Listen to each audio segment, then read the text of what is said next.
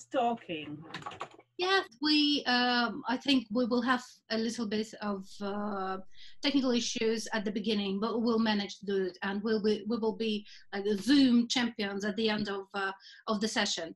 So it's so great, Nick, that you decided to join our jolly family today. Thank you for having me. Yes, and it's especially we are especially lucky because I think your fragrances are really suitable for spring and summer. Yeah.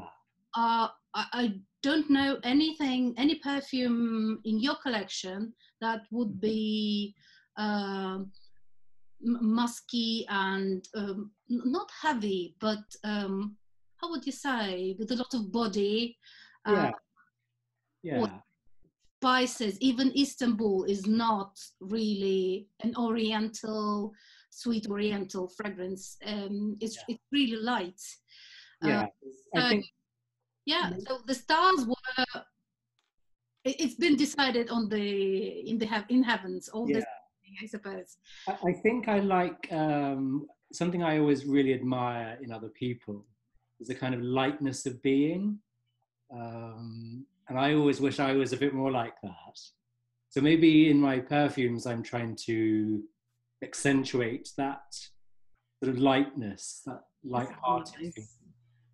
Yes, for those who have just joined, here for you, Nick Steward from Gallivant Gallivant Stories, and this is one of the... I'm jealous, Olga. I want the bottle. I'm jealous. I always have them, you know that. So I've got Istanbul here. It's okay. I've got Istanbul here as well. Mine is bigger. You win.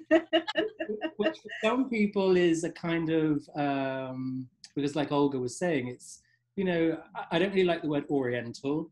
I prefer to say warm, balmy, balsamic. But yes, it's got a sort of oriental structure. Well, and some people say that's their like autumn winter fragrance, but I'm going to say I wear it all year round. It's very aromatic. It is vanilla, quite lovely, warm vanilla, sandalwood. It's nice. I love it. And Olga knows I love gourmand fragrances, sweet fragrances. So this is so me. Okay. This is nice, and I love Turkey. So Istanbul, yes. Okay, so that gets a vote. Yeah. That's it. Nick, what was your first fragrance of the collection? So we launched in 2017. We had 4 then. Oh, so very new. Yeah, we've only been going 3 years. So we're a little baby brand. Oh, looking forward to support. But you're already in Fortnum and Mason's. Yeah, and I'm sold at Fortnum and Mason here in London, so that's great. And that's where Olga and I met. So that was a chance meeting, which is very Gallivant. I'm trying to do heart. Does it look like a heart? No. It does. Yeah, it's a good shape. Like this. Yeah. So when I launched, I had 4. I had Brooklyn, Istanbul, London, and Tel Aviv.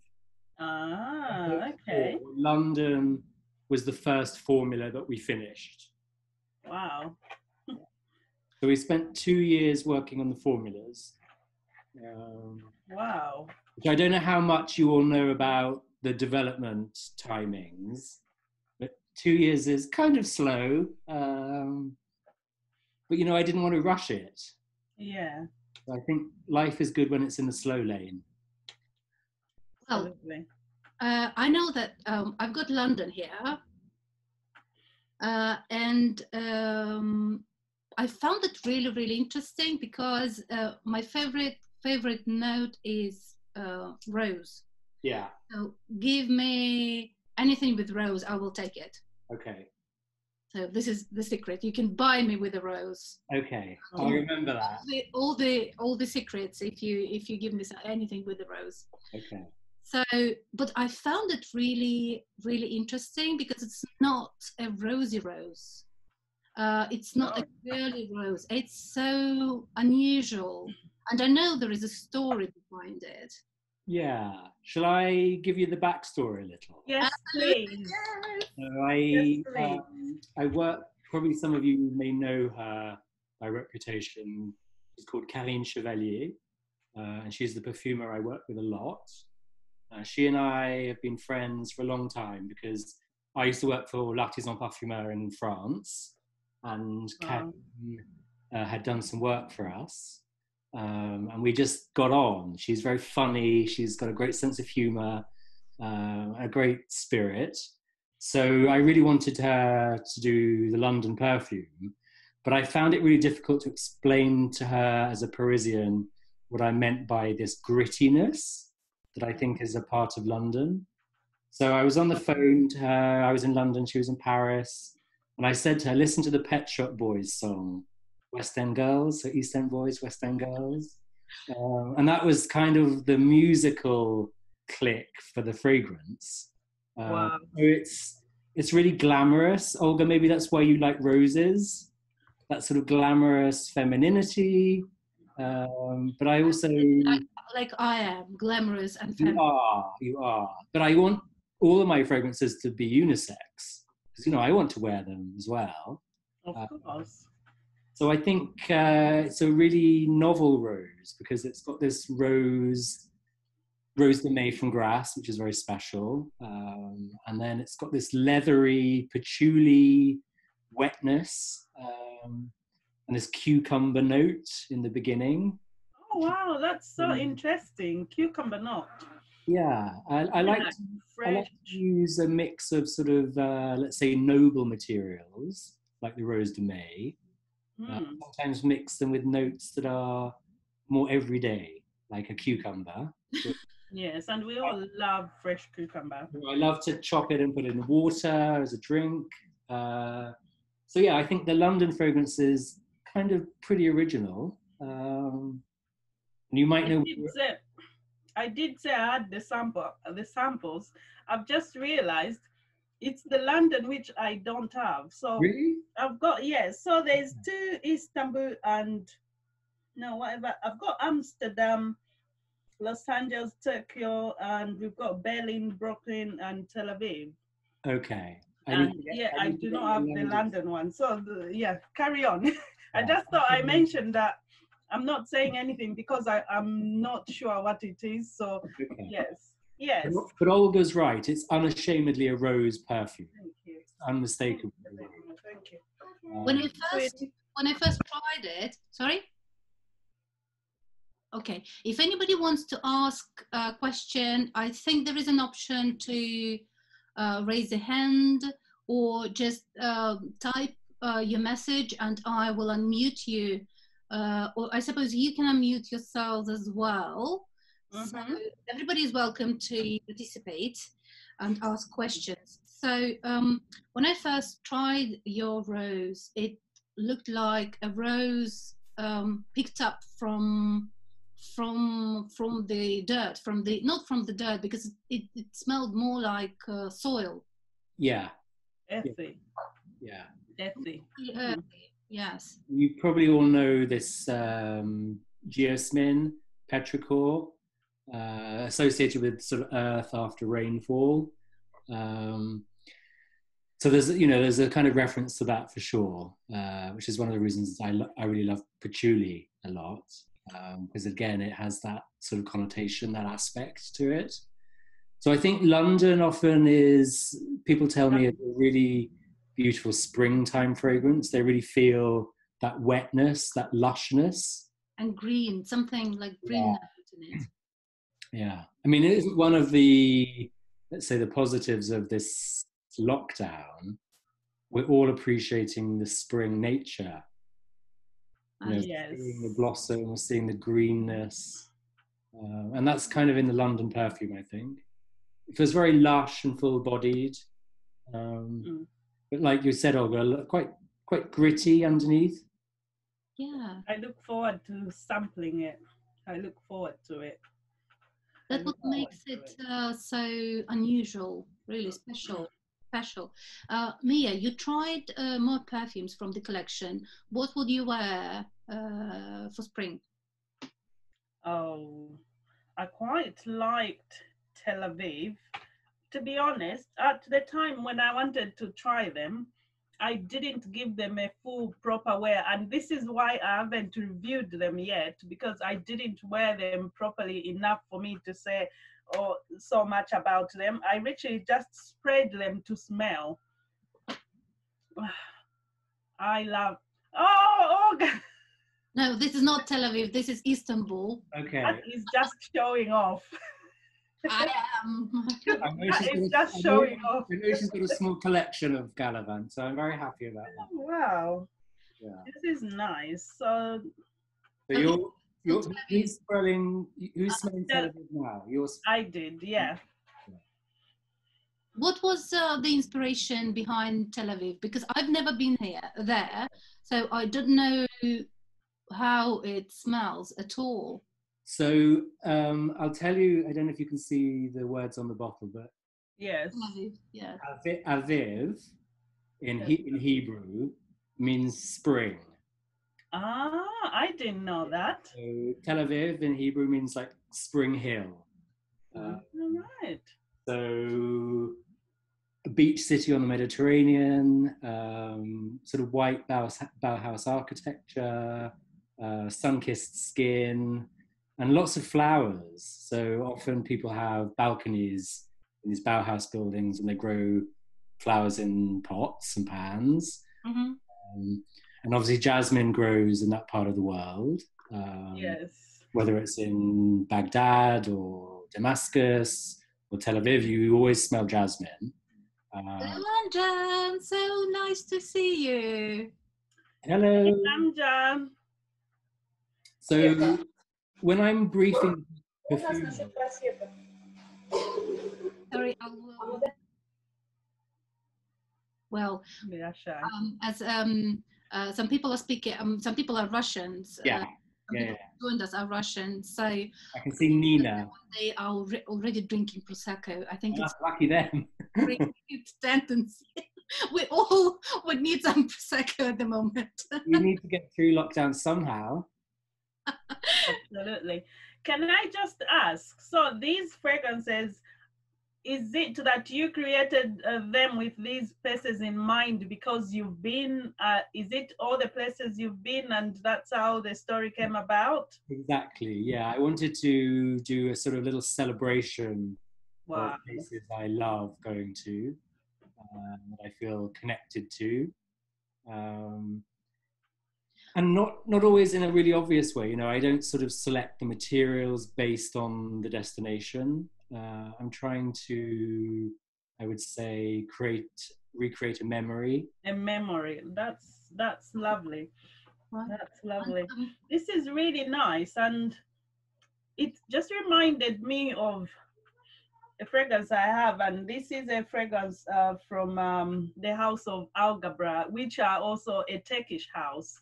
And obviously their perfumes as well is based on the cities, and that's based on the city of Old Damascus. So it's quite interesting for me to think that these fragrances, they've made them exactly like almost in a similar vein. I think it's because that's what the place is. You get this warmth, like people baking, freshly baked in like a bakery, nice warm gourmand scents of vanillas, you know. It's really lovely. I love it. I love it. I'm not saying it's the same, just it's got that warm vibe. Okay. Exactly. Mm-hmm. Really nice, which I love, by the way. Good. I love. I'm going back to Istanbul now, so it's really nice. By the way, do you have bigger sizes than 30 ml? Not yet. Why did you decide for 30? Good question. I think, first of all, because the brand is about being out in the world and travel, I wanted a travel-friendly size. Second of all, I feel like, you know what, we've all got a lot of stuff in our lives, and maybe sometimes less is more. That's it. Sometimes, you know, if I go back to sort of 2015 when I left my job at L'Artisan Parfumeur, I had over 300 fragrances. Wow. And really, the idea of bringing them all back to London, even just physically, wasn't very appealing to me. The sheer, like, so much stuff. So what I kind did of you wanted do to. with them? Sorry, What did you do with I them? gave a lot of them away to people who I knew would enjoy wearing them. I do that all the time, and still things don't seem to change. It's the same with clothes and bags. I'm always getting rid of stuff, but Yeah. somehow there's still more stuff. And Okay, so so you're now I've told myself what I'll be doing before I buy a new bag, a new pair of shoes, a new perfume. I have to give one away. okay. So one in, one out. That's a good Yes, system. so I've said that to myself. I don't know how strict I'm gonna be with myself because sometimes it's easier said than done. Mia, I'll remind you that that was the rule: one in, one out. Yeah, I think I need to do that because I'll run out of room. So I think, for me, this idea of having a small bottle that people really use it, that was important to me. And this is exactly, Olga, what I said in my last video. I said I'm now consciously thinking about what I buy, and I think I don't want to have too many large bottles. Yeah. I think now I'll keep it to small things like that. Maybe a 30 mil or 50 mil, but if I can help it, Yeah. I'm not going to be buying 100 mils. Maybe I'll be buying small things like this, because I realize I will never wear all the fragrances anyway. It's true. I don't think I will. Even if I wanted to, I don't think I will. So, I mean, I think for people, perfume lovers, people in the fragrance community who do have a lot of perfumes, I think it's sensible to have smaller bottles. Exactly. Yeah. I think so. Yeah. Or even an oil. That's it. Thank you, Olga. This is even smaller. This is 10 ml. Wow. Look at this. So I just launched these a few months ago. Look at Oh, that. you do have? So we will be. Is it Gallivant? No. I wish. Yeah. Mia, which one did you have there? I didn't see it. Sorry. No, that was a Byron Man. Ah, okay. I'm just saying that when if I can help it, I'll be buying even things like this. Yeah. Instead of a ginormous bottle. So yeah. But that's an alcoholic formulation, right? They've done. It's a spray. I believe so. It is. I believe so. So I think it is. Olga has very kindly done the product placement because I've developed these pure perfume oils. Oh wow! So, Olga, do you want to show it again? My trusty assistant. Oh, yeah. So these are like roll-ons. Yeah. You put it on a pulse point, or you can put it in your hair. I really do use. Oh, I want it. And I do those in 4 fragrances, including Tel Aviv and London. Oh wow! But it's pure oil. It's not an alcoholic formulation. How long does it last? How long does it last on the skin? Yes. I would say, depending on the perfume, 6 to 8 hours. Yeah. Okay. 6 to 8 hours, yes. But remember, you probably know already, but the projection that we feel is through the alcohol. So with a pure oil, you don't get the same sillage, you don't get the same projection. It's much closer on the skin. It's more closer to the skin. But they last forever. But you can wear that layering with the eau de parfum, or you can wear it on its own. It's really up to you. So this is for a dinner for 2. Exactly. Yeah. So you need to be close to a person to. Yeah. Yeah. Okay. This is date night, close encounters. It is. Yeah. Absolutely. But it's really lovely as well because I did a very nice sort of nourishing formulation. It's lovely and silky. And it's really lovely on the skin. You put it on your elbows, for example, and it really sort of hydrates the skin. It's very nice, as well as the perfume. Can I ask you a forbidden question? What is your favorite perfume in your collection? Olga. Yes, I know. I shouldn't have, but What do I wear a lot? I suppose. Well, I wear all of them because I really wouldn't launch a perfume if I didn't feel really proud of it. I wear different things on different occasions. I mean, I wear Brooklyn. Strangely, I wear Brooklyn a lot in the winter. I don't know if you've smelt Brooklyn, but it's very... I'm going to smell it now, just spraying it. Yeah. Nice sprayers as what well. do you think? So we'll be waiting for... Yeah, I think Miya should react and tell us what she... It's actually fresh. Quite fresh. Very fresh citrus. Very fresh citrus in bergamot. Yeah. Is that lime or mandarin? I can't tell. It's quite nice. I would wear this now. Yeah, I would wear it now. I would wear it now. Fresh citrusy. Oh, I love that. Very fizzy. But I can understand the connection with winter because there are mandarins. Mandarins were used, so it's a winter fruit. Yeah. They were always they were used on the Christmas trees. Christmas trees, yes. But I think I wear it in winter as well because it's it puts a smile on my face when I spray. Yes. It's something really. A lot of people tell me it reminds them of like fizzy drinks from childhood, like Coca-Cola. People tell me that a lot. What I got on initial spray was, you know, like the sweets. You know the sweets, when you put them on the tongue and they melt, and that fizziness, that's what I got on initial spray. Yeah. I can see what you mean. So it's got that like childlike quality to it. Yes. It's quite gourmand as well. It's quite sort of creamy, sort of big magnolia note in the heart. Wow. Has it got any coriander or anything? Coriander? Quite a lot of cardamom. Cardamom. Yeah, that's bringing the spiciness to it. Yeah. Oh, yes. What's the most, sorry? Nice. It's like taking the idea of a cologne and it's like twisting it and making it more interesting, I'm going to say. Angeline, come, unmute. Angeline, you need to unmute, then we can hear you. Yeah. I thought I was listening to you guys, and I thought if I unmute, then the sound quality is better. So when you're not speaking, you should unmute. But hello, guys. It's nice seeing you. Because I've seen you had a question. Yeah, I did actually. Lovely to see you. Yeah, it's been a while, hasn't it? I know. I hope when all this is over, we can meet up and smell things. And yes, I can't wait. Go out for a coffee, you know, things like that. Which we took for granted. But it's nice to meet you all and see you all again. And nice to meet you, Nick. You too.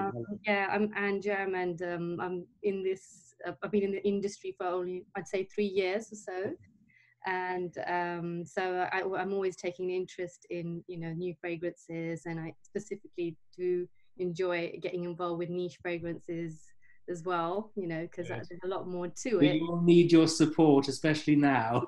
Yes, I know, and your history is really interesting. The l'artisan parfumer. Yeah. I'd like to know more about what you got up to when you were there, and it'd be really good to get some kind of insight on how you used to work, and you know, and what made you leave that post to do your own thing. Yeah, I mean, I was very lucky because you know, I was like the creative director, really, but it's a small company, so it sounds like a grand title, but you know, I did all sorts of things. Designing the windows, all sorts of things that people don't imagine, but also developing all the products with the perfumers. Okay. So you probably all know Bertrand de Chauffour and his work. So his lab was literally in our office above the shop. Wow. So it was really very special. And I have such happy memories of my years there because we were like a really small team. Everyone was French apart from me. And they were just people who were so proud to work for L'Artisan Parfumeur because it's a reference in perfumery. and has really been one of the first niche brands. So Mm-hmm. I feel very honoured that I got to work there. Yeah. And without doubt, it's influenced, I think, my own style. I loved Jean Laporte, the founder. He really had a very democratic idea about perfumery.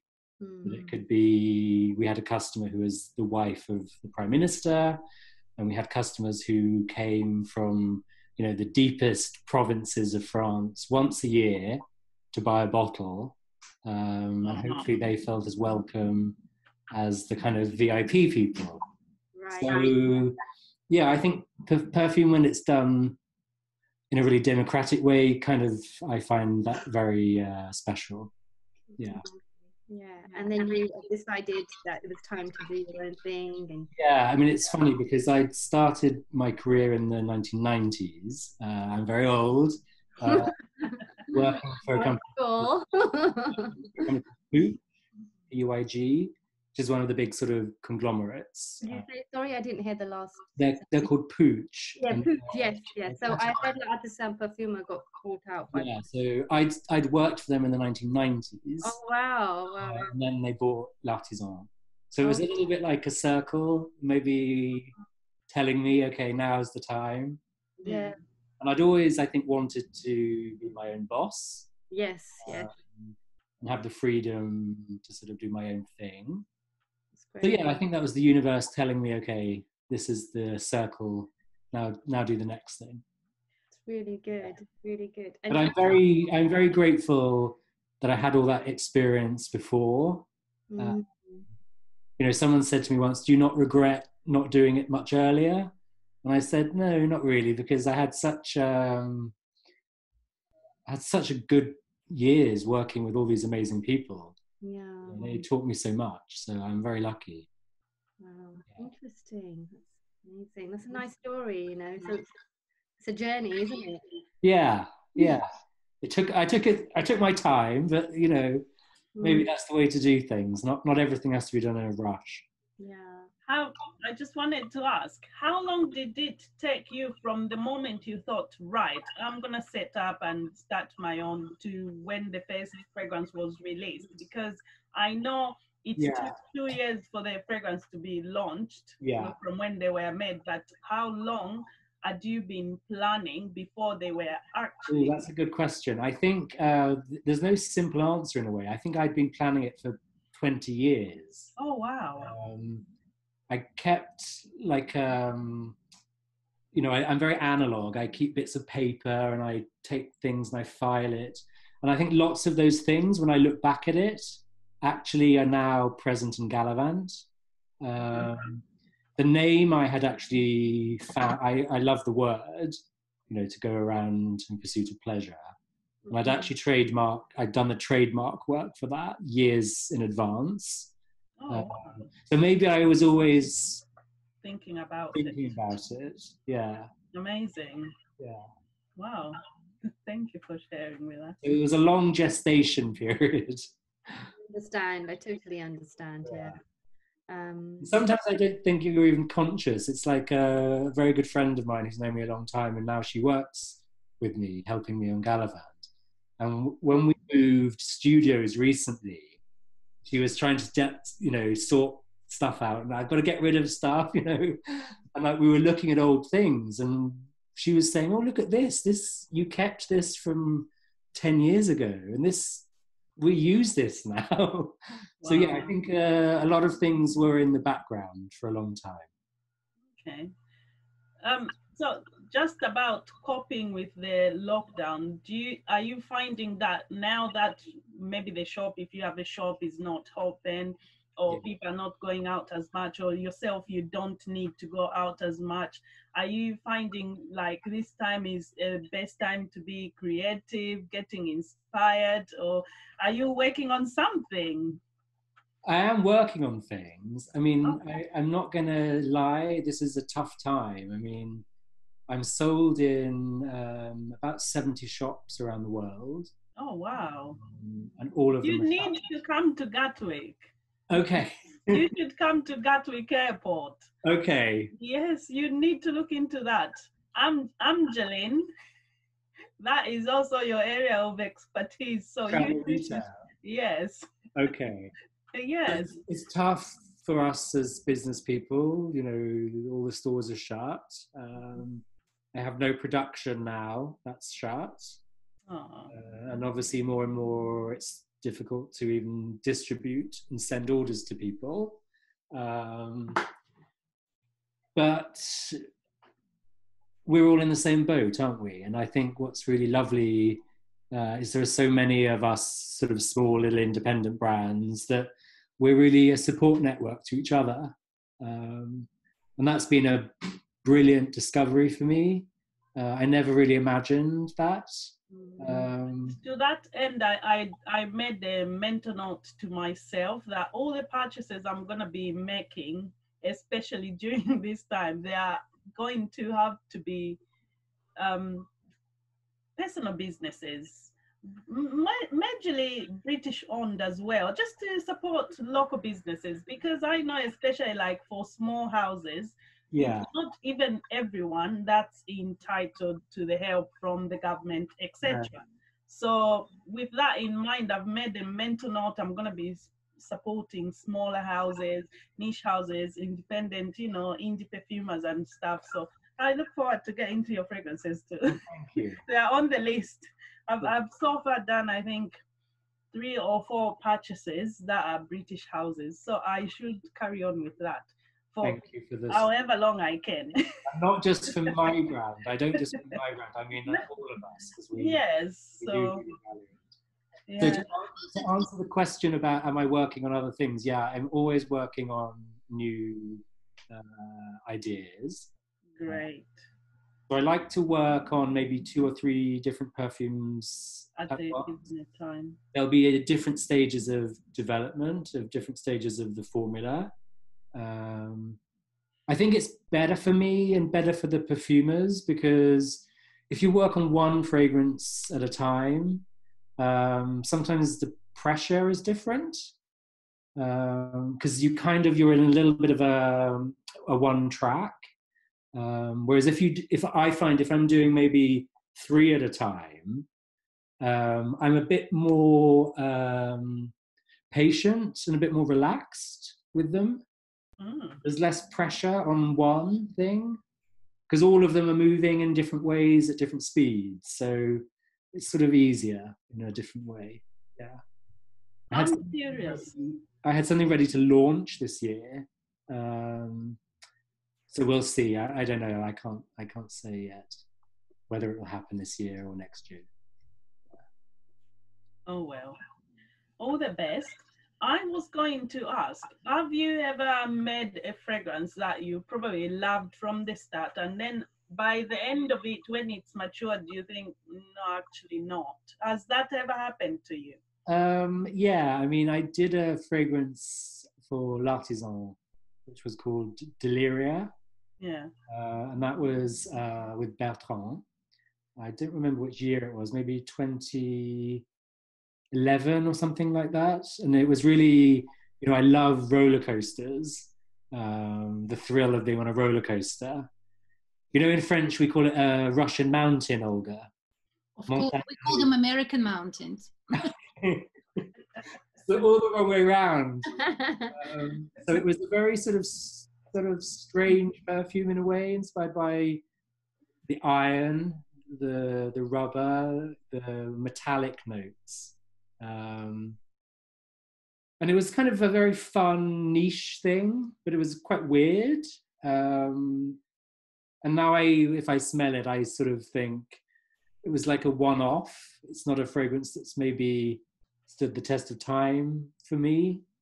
So does that answer the question? Yes, it does. Yes, I can relate to that. Okay. I do that with a lot of things.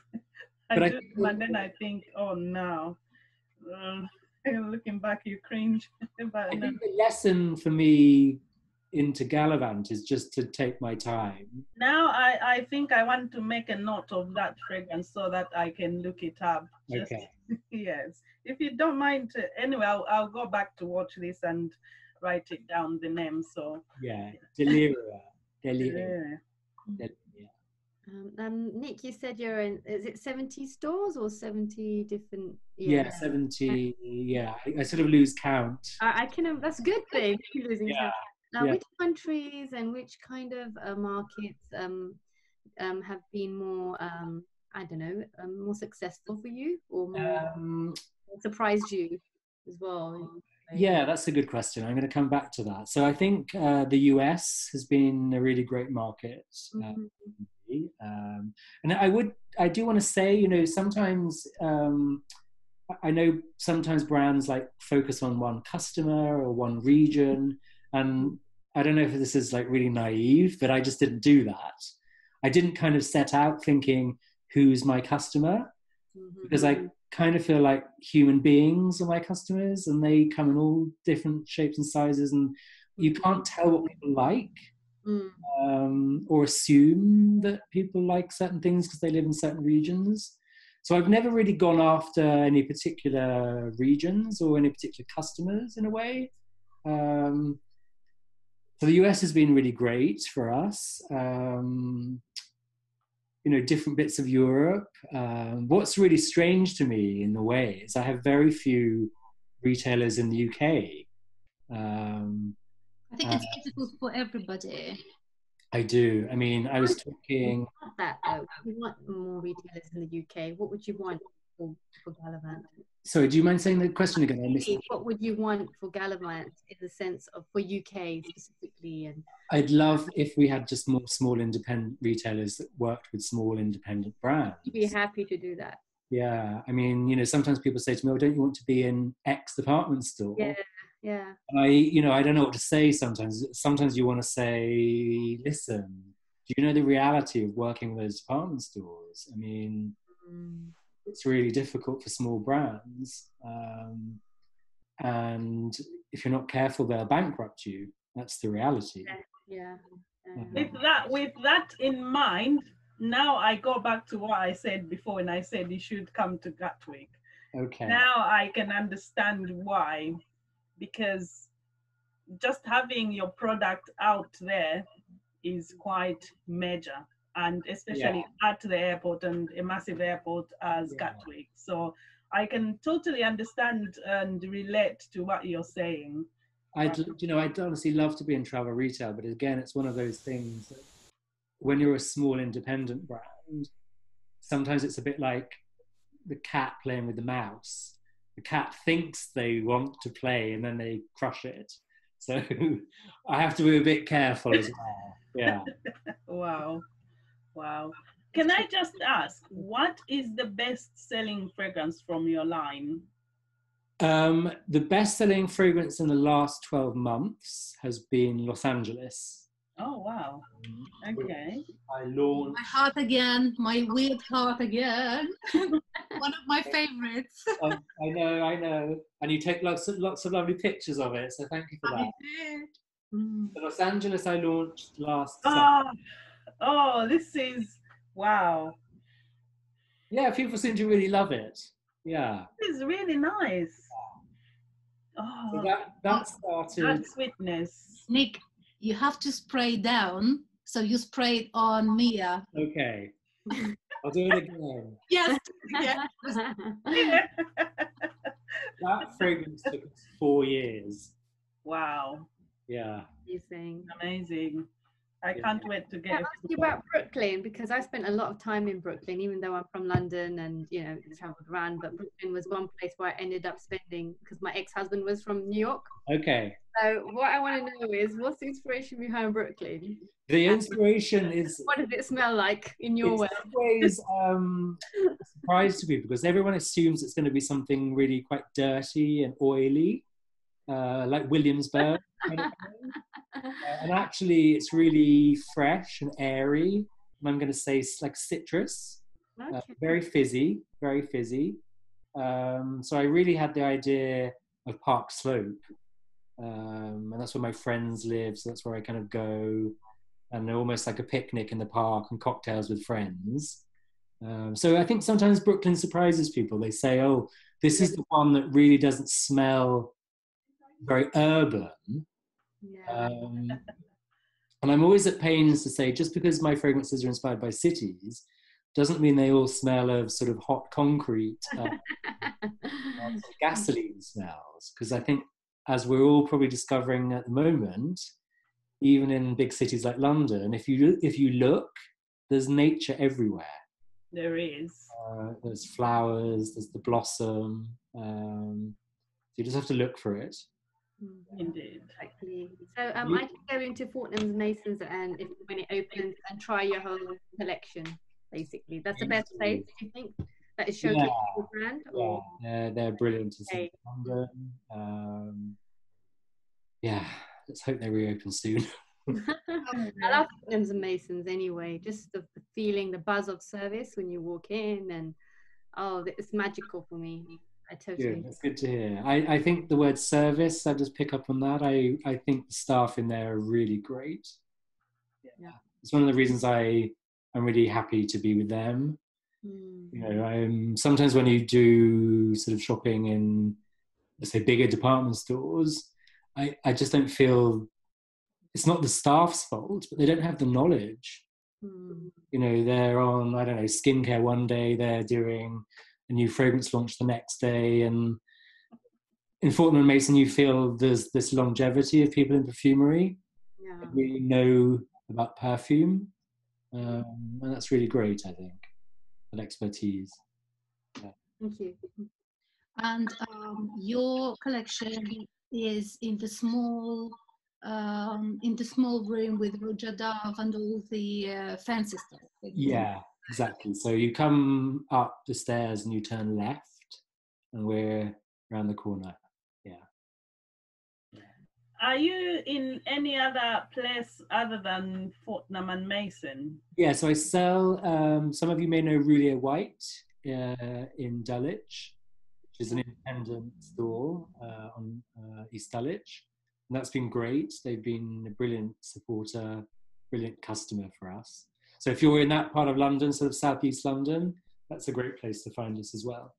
Yeah. The shop was the first place I tried your perfume. Okay, yeah. It's quite far for me, but relatively, because in London, wherever you go, you spend more than an hour. Yeah.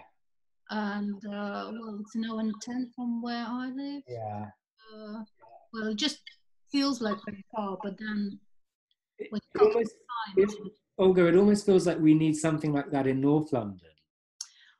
You know? And there is a lovely, lovely space here on rent, and I'm walking near it every time I go shopping, just looking at it and thinking, God, we do need more retailers. We do need more retailers. Yeah, but I mean, I'm really keen. I'd love, it's been a thought of mine in the last few years, whether we could all get together as a sort of little independent artisan perfumers guild and have some sort of space together, like a cooperative. It can be would be amazing. Yeah, and I'd love to do that. So I think, good idea. Wait till we get this special moment over, and then let's see if we can make it happen. Because so many of us are underserved. I mean, I think of, Lucy, for example. Yeah. Francesca Bianchi's perfume.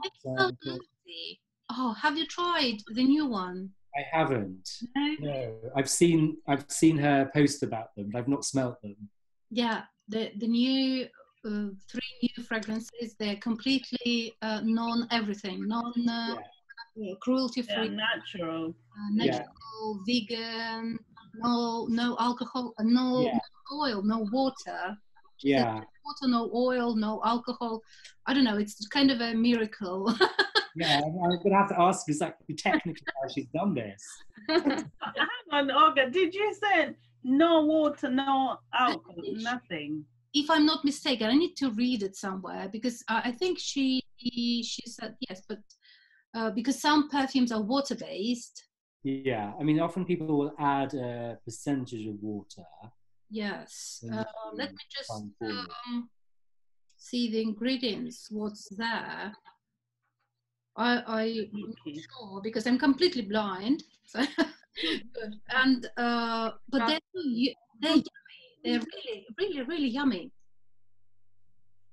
So, you know, people like her, I feel like need more exposure as well. I know, yeah. You know, but like I was saying, it's so difficult for us small brands. It is, because Lucy was before in Jovoy, but obviously she's left. So I think now the only place you would find our fragrances would be on our website. So that's quite a shame, because it would be nice to see these small fragrances, you know, fragrance houses when you've gone out sampling stuff. It would be nice to see they are there as well, so that people can get an opportunity to sample them and make their minds up. Because in as much as people have, it's a good idea to have sample sets, people buy stuff online, etc. It is also very nice that you can go out and sample stuff without having to pay for them. Yeah. And especially depending on where you are, there's always the issue of postage. Like, I love these fragrances from Russian Adam, and I want to buy one. I want just the one, because I've had samples, they're really nice. But for him to ship it to me, I have to pay $45 extra just for postage. And I'm like, I can add £10 on that and get something else. You know what I mean? Yeah. So it's having to have that balance. Like, it would be nice if these fragrances were available here, where we could go and try them and just buy them at that. Yeah, and I think we probably, all of us, would love a sort of like a community space where perfume lovers can come and meet each other, because absolutely one of the very addictive sides why I think I've stayed in perfume for so long is it's a very human business, isn't it? It is, yes. We meet face to face, we smell together. Smelling is a group activity, you know. It's better together with other people. Definitely. It's always nice to go with a friend who loves perfumes like you and smell stuff. So, and one of the things I'm really missing, it sounds bizarre maybe, but you know, I'm working on these new things and I'm only smelling them on my own skin. Whereas normally, you know, I'll see other people and I'll spray trial mods on them, and I can smell them on different people's skin at different times. Now I'm just working with my own skin. So that's not very good. I don't like, you know, I don't really work on paper. I really work on skin. It's not the same though, is it? Smelling on paper and no, for me, I always have to try on my skin, because it you find it would be maybe totally different. Yeah. So it's always best on skin. Yeah, I think as well for a style of perfumery like Gallivant, where, you know, there's a lot of vibration, there's a lot of natural materials, there's a lot of evolution over wearing it.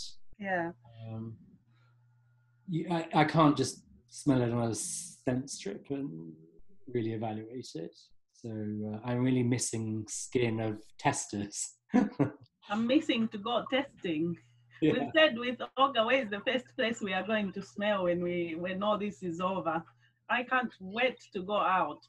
I didn't even realize how much I took certain things for granted, you know, and now it's oh my goodness me, I can't just leave the house and go to have ice cream outside.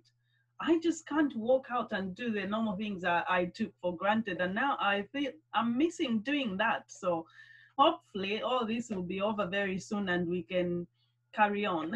Yeah. Carry on. Margarita. Hello, Margarita. Hello. English. Yeah. I couldn't join you in earlier.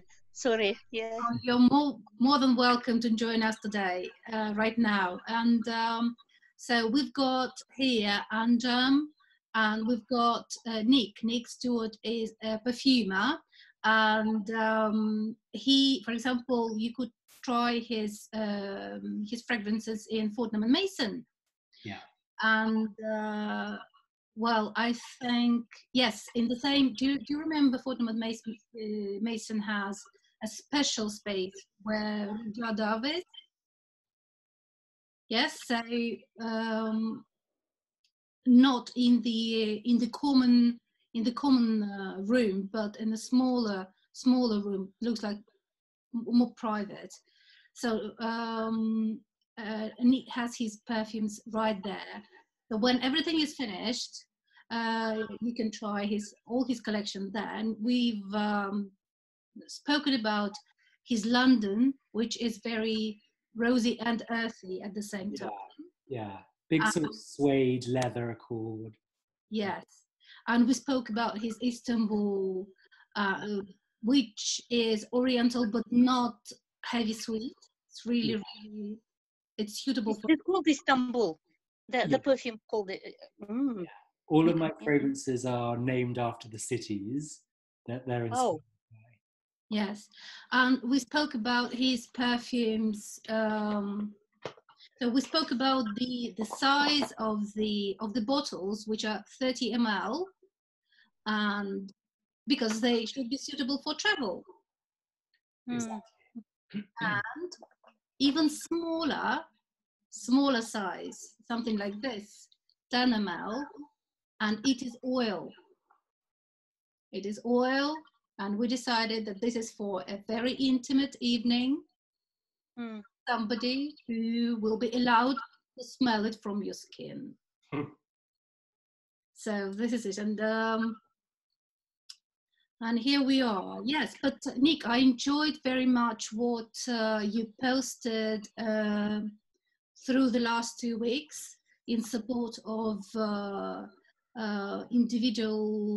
independent perfumers in Great Britain, Canada and USA, and there was another one. Europe, mainland Europe. Yeah, Europe. You did Europe, exactly. So I think you've got this talent to unite people. I don't know. Fragrances are already, you do, Nick. Yes. We are already here because of fragrances. We will support you. We will support you, but there can be only one leader, the one who started and who kicks the business. And the brilliant idea of a pop-up shop, so you can try how it works for all the independent perfumers, you know. Yeah. Remember, sorry, carry on. Olga, remember we spoke about this last time we were at Jovoy with Lucy. Remember when we said maybe to have something in London, maybe on a weekend, and a few brands to come together. So it would be nice if this can happen. Absolutely. It would be I'm nice. going to try and make it happen, believe me. Yeah. By the way, Margarita reminded me, her presence reminded me to say that Nick sells in Moscow. Oh. Yes. Yes, we launched in Moscow, in Russia, in December with Kosmoteka in their stores. Only in Moscow, or it's somewhere else? So there's Moscow, St. Petersburg, obviously, Perm, Samara, Irkutsk. Where else? I think that's it. I think Moscow, St. Petersburg, Irkutsk, maybe Yekaterinburg as well. Yeah. Margarita, where are you? Are you in I'm Russia? in London. I'm in London. Okay. Yes. Margarita, I live in London, yeah. Okay. Margarita is a poet. Ah, okay. And she's a writer and a poet, and she is a perfume lover, and she was the one who came twice to our perfume walks. Ah, okay. She came first time by herself, I suppose, or with a friend, but the second time she brought the entire group of people. Yes, that was the loveliest party, one of the loveliest perfume parties we had. Everyone was just amazed. Yes. Yeah, so and about having another one. If it were not for the quarantine, we would have done it in March 20th, I think, 20th or 25th of March. We were planning, yeah. And when the quarantine is over, the very first opportunity to have a perfume party, perfume kind of event. We all need to party. Not less than 7 of us, 7, 8 of us, yeah. Yes, absolutely. So it's lovely to know about. So it's lovely to see the direct clients of yours right now. And by the way, when are you doing Moscow? When are you adding Moscow to your collection? I haven't been to Russia since I think 2006. So a long time ago, really. And Olga knows a little bit about me, but when I was a child, I could speak quite good Russian, but now, nichivo, really, nothing left. Don't put me on the spot. So I was very keen to go back this year, but obviously now those plans are cancelled. But yeah, I mean, I hear Moscow has improved so much in the last decade, more parks, more walkways. I remember the last time I was there, the traffic was awful. I think it's still awful. Is it still bad? Okay. Yeah, it is.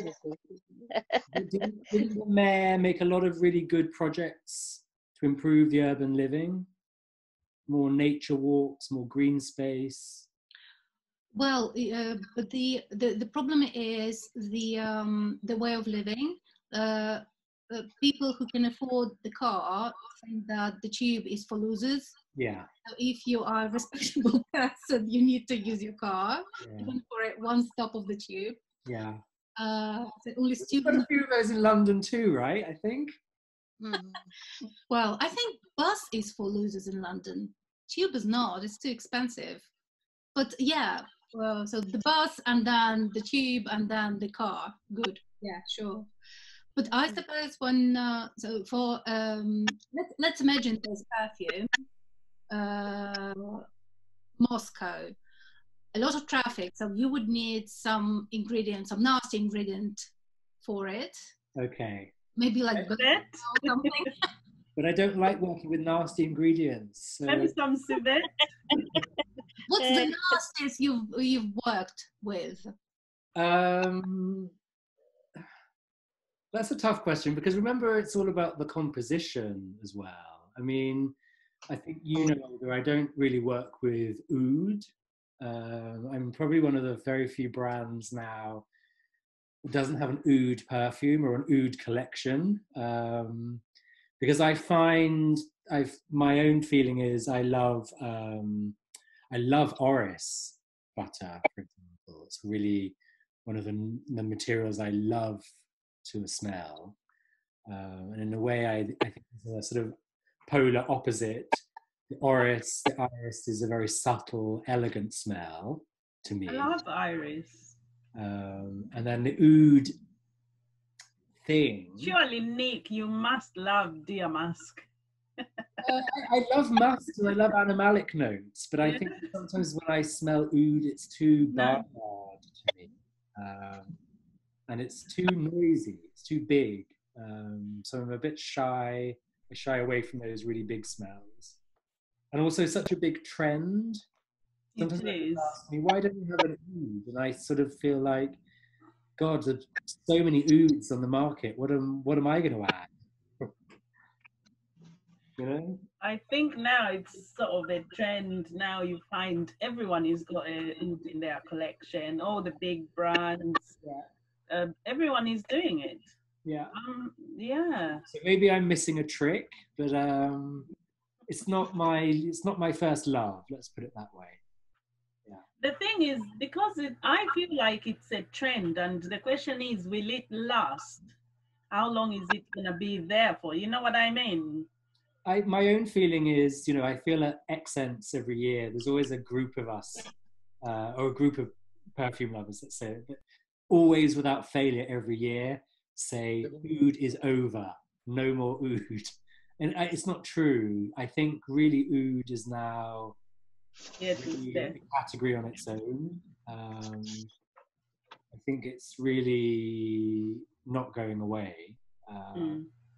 And there are many that are really well done and are really elegant and beautiful. So I think it's slightly taken people's noses in a different direction. I have to leave you. Oh, yeah. Sorry. Bye. Thank you. But I just have to leave. Yeah. Thank you. Bye-bye. Bye, Margarita. What do you think about Shipra? Because they were speaking a year ago. They were speaking about the return of Shipra. Did it ever go away? I don't think it did. I mean, I think there are maybe more modern takes on it. Like all of these things, I think, we're always an industry that's evolving, and people's creativity is limitless. So I think we have to reinterpret and recontextualize some of these things from the past. It's like when someone says to me, Istanbul is a really interesting sort of Oriental, because it's kind of got an Oriental structure, but there's bits of it missing or bits that changed. And I'm very conscious of, perfumery from the past, of classics. And I'm very respectful of all of those things that have been done. But it's not to say that I don't want to revisit it and maybe do my own little twist on it. Yeah. Anjam, I'm spraying it on you.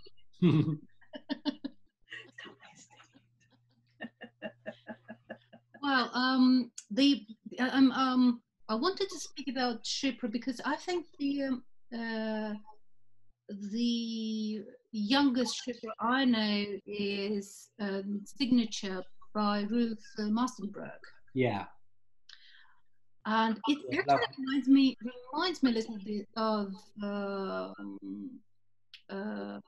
Yves Saint Laurent's champagne that then was renamed into Ivresse. Yeah, Ivresse. That's right. I suppose because of the Shipra. Yeah. So, but I haven't heard anybody else who launched Shipra after that. I think, sorry.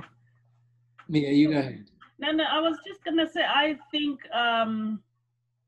Lancome launched a Shipra. I think it was last year, the Idol. Is it that is the ship? Yes, that is the Shipra. I had some samples before. I have some samples somewhere, but my samples are a bit of a mess. But yeah, I have the sample of it. But obviously, it's Lancome. It's nothing extraordinary. Like wow, it's okay. Lancome people are not listening to us. It's not anything groundbreaking or trendsetter, or it's one of those you smell it, you can easily forget about it, like it didn't really exist. You probably remember it more for the bottle than anything, to be honest. So exactly. The bottle is awesome. The bottle is extraordinary. Yeah. Yeah. Mia, can I just say I love that word memorable. I mean, a group of students asked me last year, when I'm working on a perfume, when I'm evaluating a perfume, how do you do it? And I sort of said, well, listen, I don't think there are really very strict rules, particularly. Let the nose and the imagination talk. But I think for me, one of the criteria when I'm working is, do I think it's memorable? Do I think the perfumes I put out are memorable? And I really hope they are, because first of all, they come from memories and my imagination of these places. When I smell them, I want to be transported away from where I am now. But I hope they're going to be memorable for other people in the future as well.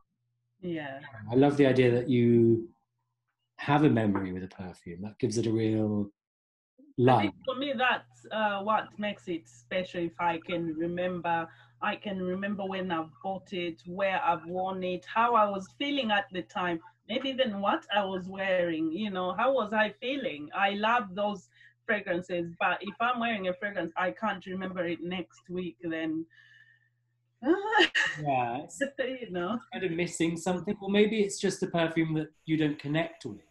Because that's possible. I mean, it's quite hard sometimes between our little community, sometimes when people really love a fragrance and they tell you about it with such passion and such emotion, Yeah. And it's not really a perfume that I personally feel a connection to. So I can appreciate it sort of intellectually, Yeah. but I don't feel the emotion that you might feel. Absolutely. I mean, even my husband, he'll love a fragrance, and I'm like, it's nice.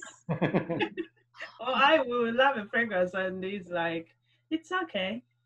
It's not for me. So I do get it. We can't love the same things, honestly. We can't. Not everything anyway. We can't love everything, and we all can't love the same things. So no, that's for the good, I think. That's human beings. We're absolutely. Yeah. I mean, listen, I don't get insulted when someone says to me, oh, I really love, Los Angeles, but I really didn't like Tokyo. I don't really get upset because I never expected that everyone would love everything that I do. I mean, you can't please everybody, I think is quite true. Of course, it's upsetting when someone says, this is a bad perfume. I don't just mean to me, I mean to anyone in the industry. Because on the whole, people are trying to do good work. I know. When someone says this is a bad perfume, that's quite harsh, I think. I know. I've seen someone talk about a fragrance, and this is from a small house, and they've said, the thing is, I didn't take it personal, but I kind of felt almost not offended, but I thought, is it a dig or what? I've just done a review on this fragrance, which I quite liked. And then someone said, oh, that perfume smells witchy like SHIT. And I'm thinking, and honestly, I was taken aback. And she's messaged me telling me, how can you like that? It smells so bad. It's richly. And Richard, it smells like a toilet. And I'm thinking, no, you're just being horrible now. Yeah. I'm like, no, that is unfair.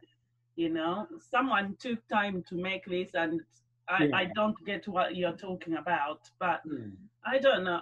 Whilst I respect everyone can like different things, that's fair enough. But not to the point where you can go on and say so much. And I feel like if you don't really have anything nice to say, or that's how you feel, maybe some opinions, just don't voice them, because it's not helping anyone.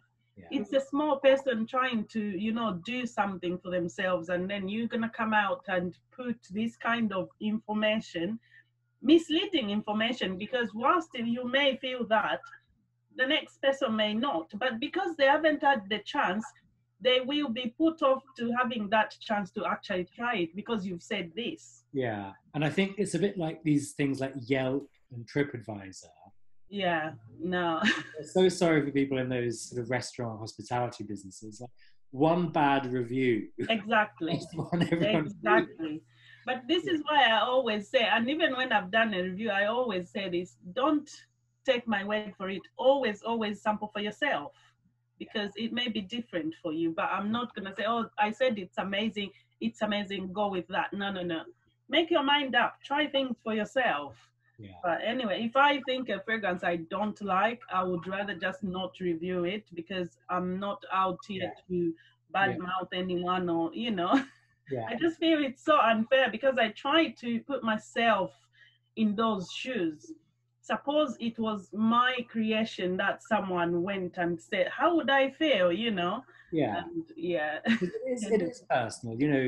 I've worked on these things for a long time. I've put my heart and my soul into them. Exactly. And I don't expect everybody to be full of praise. It's not realistic. But it's tough sometimes when people say to you, oh no, I really hated that one. Because I want to know why. Okay, what didn't you like about it? I always have to remind people, don't say hate. Hate is a very strong word. Yeah. Choose something else. Yeah. Yeah. It's like Amsterdam in my collection is, I don't think it's a fragrance that people really love instantly. It's quite complicated. Before I even smell Amsterdam, is it what I'm expecting? Maybe some hemp or Not I said hemp. Not at No, all. maybe is it what I'm expecting? There's a word Green. Dutch. I'm gonna spray it now. Yeah, I do. I don't have it here actually. Oh. So very cozy. So there's a word in Dutch which is gezellig. Yeah. Which, means coziness, like sort of hygge in Danish. So it's very spicy, but it's one of those things that you'll smell it, Mia, and you'll never be able to say to me, oh my God, the note breakdown is roughly like this. People find it very mysterious. This is why it's taking me a while to tell you that I smell this, because I'm trying to figure out, I'm like, what is that? Yeah. I don't know. I'm like, I don't recognize this. Yeah. It's even hard to classify it. I don't. Yeah. I have a fragrance I want to talk about. I don't know where to begin because I couldn't tell you. And every time I try it, every single time it's smelling different. Yeah. Every single time. So Amsterdam is one of those. It's very... hints of sweetness to it. Yeah, it's quite ambery. There's a lot of saffron. Yeah. A little bit of rose. It's like a fantasy. It's like a dark rose, like a dark rose saffron. Yeah. Very nice. Fantasy flower shop, in a way. Oh, can you imagine tulips in different colors? Yeah. Wow, amazing. It's kind of the fragrance that the critics love and say to me it's really masterful composition. Yeah. The customers, it takes a lot of time to get used to it. And it's funny because I have a customer who really didn't like it at the start, and now she loves it and she keeps buying bottles. And I'm like, how much of this stuff are you wearing? Wow. Don't go overboard and wear it every day, because I don't think you should wear the same perfume every day. No, if you can, why not? I've done that before back in the day where I would only have maybe 1 or 2 fragrances, and it was that I wore the same fragrance every day. The problem there, Mia, is that you go nose blind very quickly. So you put it on, you don't smell it, so you put more on. Yeah. The nose. Yeah, but then it was because I just didn't have many. Okay. I didn't have options. I was Nick. I was born in Africa, and in my country, all the fragrances were behind the counter. Yeah. Maybe even with a glass, behind the glass, and you couldn't go in the shop and smell anything. Yeah. If you went in, you asked for a fragrance and you bought it.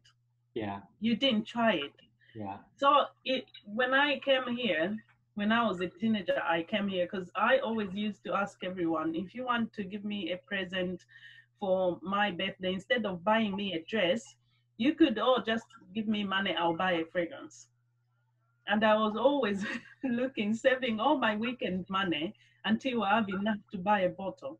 Yeah. So when I came here and then I went to Boots and they had all these fragrances I could try. Oh my gosh, it was like heaven. And every single day I went to college, on lunchtime, I would go in Boots and just try fragrances. It was quite fascinating for me. I was like, oh my gosh, I can smell anything. I can even spray. Candy store. I know, it was like heaven. And I remember talking to my mom, and so she asked me, what was the most interesting thing that I've found? I was like, the shops, they have fragrances you can spray. And she said to me, she was quite taken aback because she was thinking that maybe I was going to tell her about friends I've met or things that, that's happened. And instead I was telling about these fragrances. I was fascinated. I used to go every single day just to smell fragrances. Good exercise for the nose. Yeah. The best way. Yeah, absolutely. Yeah, I do try to give myself tests for the nose because I'm trying to train my nose. So I try to sample. I make it a must every day to smell different things. Yeah, that's really... just that I'm training my nose. Yeah. So have you all come across a friend of mine, Emmanuelle? She runs Experimental Perfume Club. Emmanuelle, where is she? I've seen one of her mini. She trains as well, doesn't she? Yeah, she does workshops, and she's doing She used to have a little studio in London Fields in Hackney.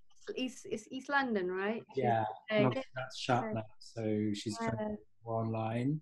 I've seen some of her online videos and classes, and she's very articulate and clear. Yeah, I'm biased. So she's your friend, is she? She's a friend. Oh, that's lovely. Yeah. And we've known each other, you know, a good long time. But I think she's great. Yeah. She's trying to invite people into perfumery. Yes. I would love that. I would love to. Spirit. I think for me, you know, it's not like we should hide it. It's like it should be open. It would be nice to just open up a lab. Please come along. Well, that's what her business is. She has a lab. Yeah. And, you know, she obviously now it's shut. It can't be open because of COVID. I was going to go to one, like, make your own perfume workshop in Tunbridge Wells, which is sort of local, not local, but like nearby where I live. Yeah.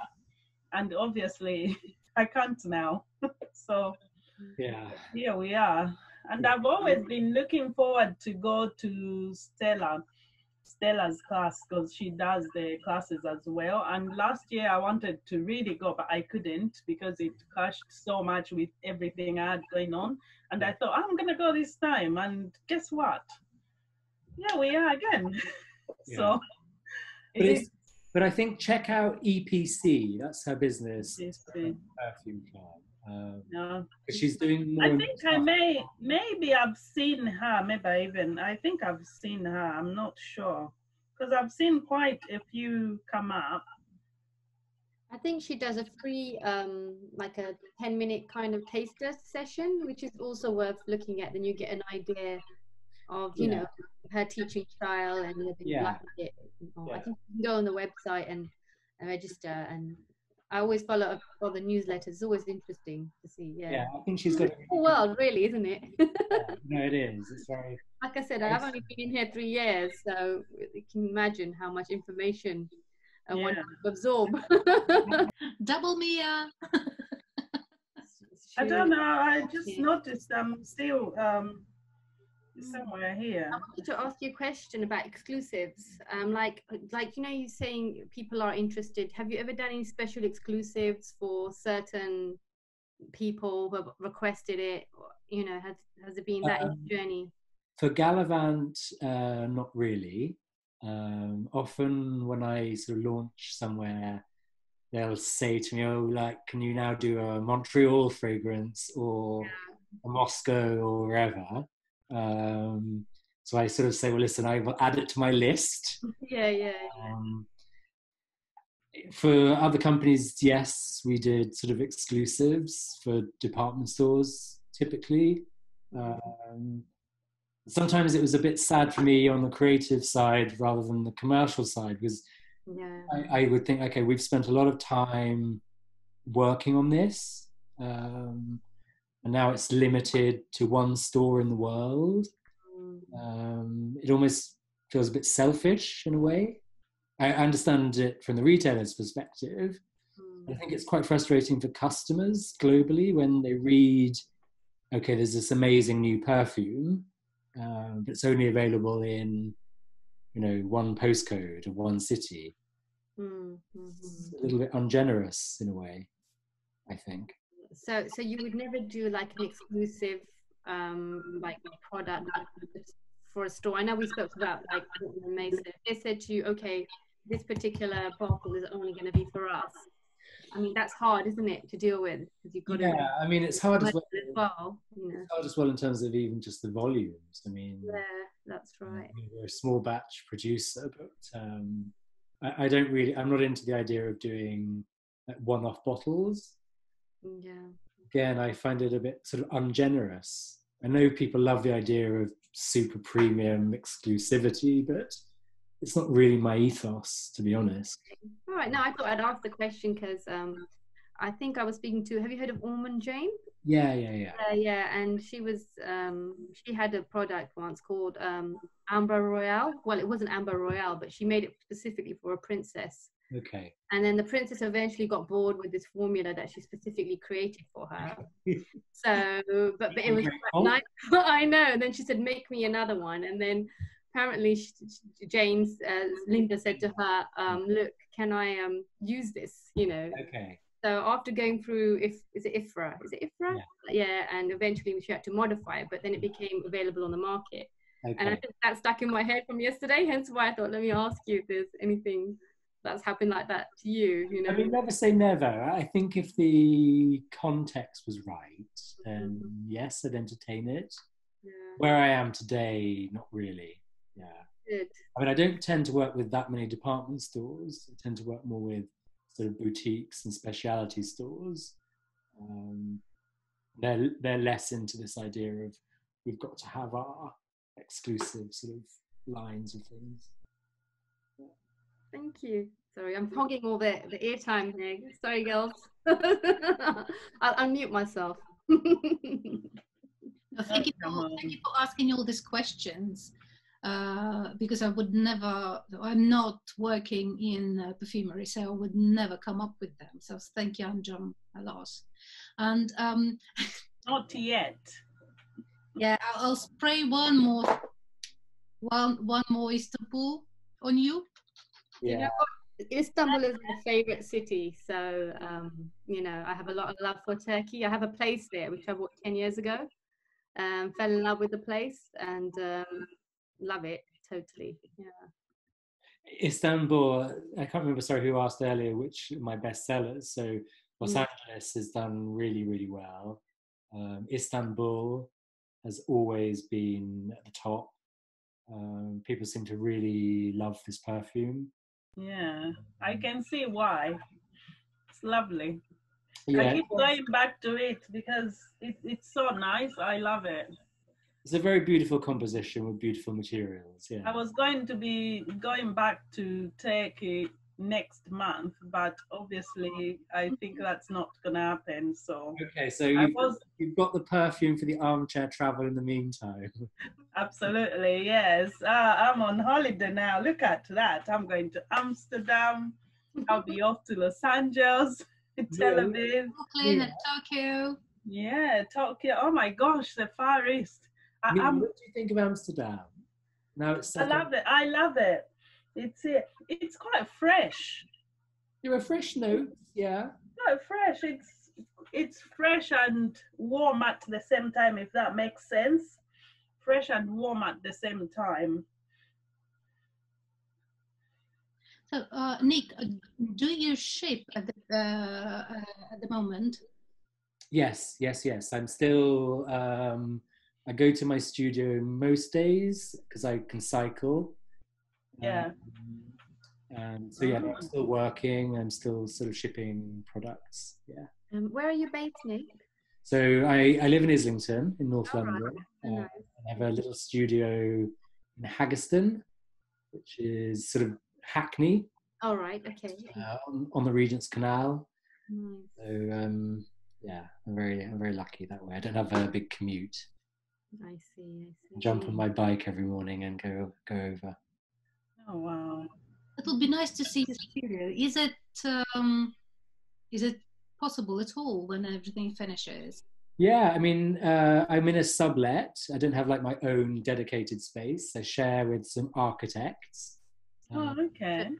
Yeah. That's kind of nice because, first of all, they're almost like, in the best possible way, I mean, non-experts about perfume. So it's really good to test fragrances on people like them. Yeah. I agree. Yeah. Because they don't get into, sometimes with perfume lovers, naturally all of us get into quite quickly what the notes are, what other references come up. Whereas for them, they don't have that. So they kind of give you more spontaneous reactions. And that's good. That's good. No, I can see the reaction of my husband on his face when he does like or or nope. 3 reactions. No poker face. No, not at all. You know, Nick, when you say that, it just kind of reminds me of one thing I was going to add. You know, when you say about perfume lovers, nowadays it's almost like any creator that comes out with a fragrance using certain notes people will automatically judge them. Oh no, you are taking this inspiration. Oh no, you are copying this one. And I find that so unfair. I'm thinking, did that brand actually patent that fruit, or did they patent it? Do you know what I mean? Yeah. And I find it that I don't know how you feel about that as a creator. I think just for a little bit of a backstory. So I work with a company in Grasse for my oils called Ari Parfum, and it was founded by Edmund Runitzer, who's, you'll know, a very legendary name in the perfume world. Created things like the original Eau Sauvage, Diorella, Diorissimo, Rochas, Femme. And his sort of philosophy is very much not about ingredients lists. So the perfumers who work with Ari Parfum, there's almost, you know, perfume is a harmony and a composition. It's not just a list of notes. So sometimes we don't like to talk too much about head notes of this, heart notes of this, base notes of that. It's a bit reductive, because of course when you hear the notes, you don't know the percentages. So you're kind of learning something, but not everything. So I could say the note breakdown of London, for example, is this rose leather accord. And then Jean-Claude Helena did a rose leather fragrance recently for Frederic Malle, and it's made in the same place as my perfumes. So lots of people understandably said, "Oh, do they smell the same?" And no, they don't smell the same really at all. But obviously, if you look at the notes, you might think, "Oh, they're similar perfumes." So I think sometimes the notes don't give you really what you need to know. No, not always. Yeah. I know exactly what you mean. I've had fragrances where I've looked and according to Macmillan Dictionary, used for telling. I don't know. See, someone is spying on me. I wasn't talking to you. It's like Miya. It's like in the Istanbul perfume. You know, we got this amber accord, and as you know, there's no amber note. It's a constitution. It's a reconstitution. A mix of notes. Yeah. You know, vanilla, of course, is it present in an amber sort of oriental. But Corinne created that amber accord for me. We don't pick one off the shelf and say, "Oh, that's amber."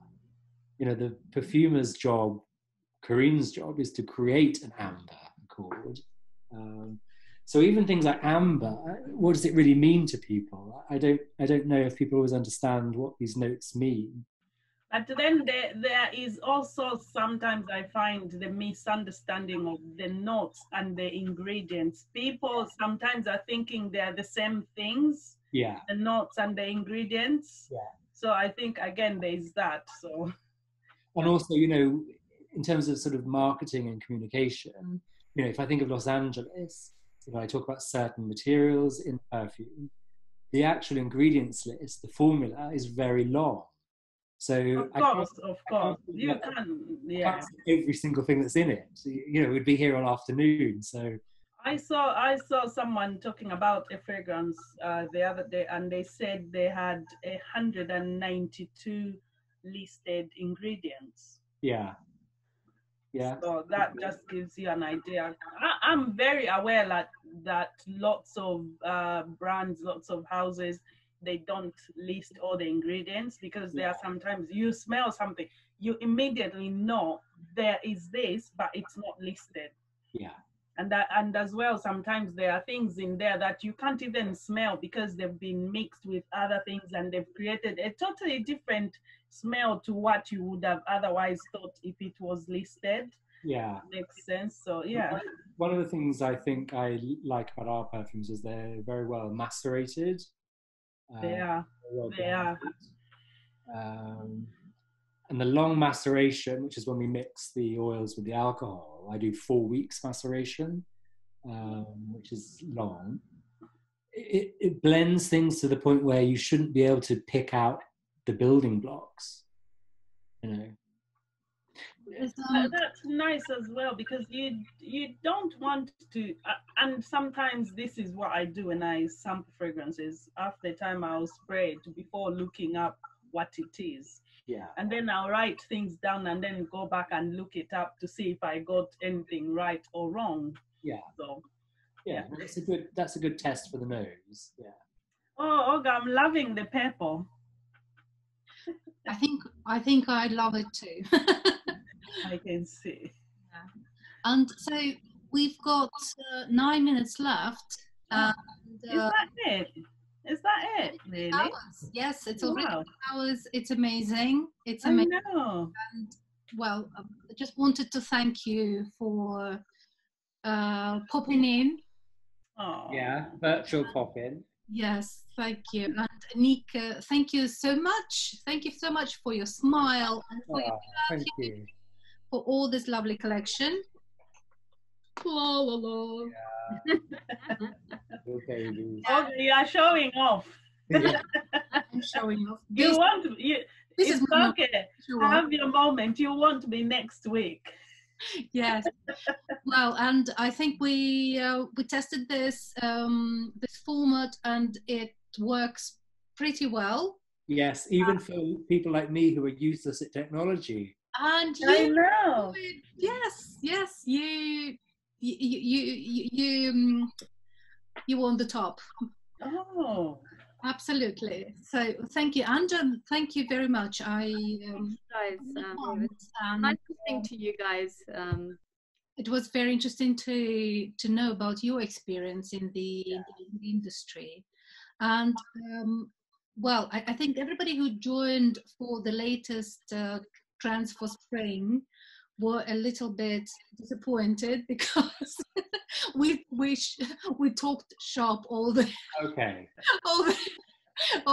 2 hours, but well, do it next time. We can do it next time. We can think about spring trends and more perfumes and well, but thank you very much, Nick, because But Olga, can I just say one final thing? I think the spring trends, you make your minds up. You know, I think the best thing is to try some perfumes on your skin, and does it suit the mood that we're in this spring? That's my best advice. For me, it's London by Gallivant. Absolutely fresh and a little bit dirty. Ooh, Olga. Well, that Amsterdam is really nice. It's coming so alive on my skin. Wow. It's special, isn't it? Yeah. It is really nice. Yeah. I was just looking on your website as we were talking. I almost clicked, then I realized I need to fill in all these address and stuff, so I'll do it later. Is it possible to have some samples sent over, Nick? Yeah, I mean, I sell a sample set on my website. I'm doing a special offer. Have a look. Yeah. At the moment with free shipping. Perfect. What I do is I give you a code for the £25 off afterwards. On the web. That's very generous of you. Yeah, it is. Okay. Yeah, and I repeat, Nick still ships all the fragrances, and I read on Jovoy's website that they started shipping as well, and I think like Lucy Ackhurst from La Maison Hedonique ships, and Sarah Becker and Sarah McCartney from 4160 Tuesdays ships. So we can support local producers and stay fragrant through the quarantine. Yeah. Absolutely. We are in this together. We are nearly there. I believe we are halfway through. So yeah, we will meet, friends. We shall meet. Thank you all and see you. Stay fragrant. Thank you. Stay fragrant, everyone. Bye. See you later. See you later. Bye-bye.